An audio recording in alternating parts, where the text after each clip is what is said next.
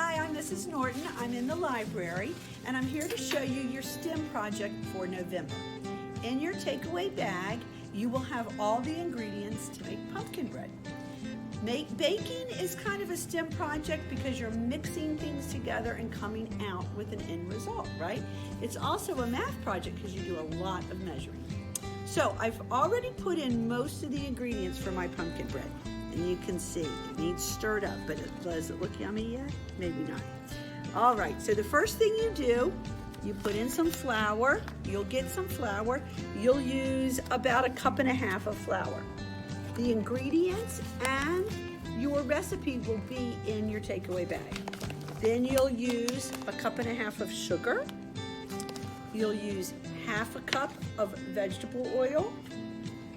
You will use 2 eggs, which we won't provide for you, obvious reasons, because they would break. You'll have to get those on your own. You'll use 3/4 of a teaspoon of salt. You will use 1 teaspoon of baking soda and 1/2 can of pumpkin. Now notice, it's not pumpkin pie filler, it's just plain pumpkin. We'll give you that. This batch, you will also get, some nutmeg and cinnamon. So you'll use 1/2 teaspoon of nutmeg and 1/2 teaspoon of cinnamon. Mix it all together.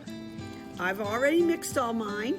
Oh, finally, you will use about 1/3 of a cup of water, just plain water, which obviously we won't give you.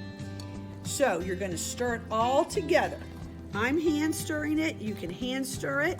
If you have an electric mixer like this one, you can also mix it with the electric mixer after you stir it.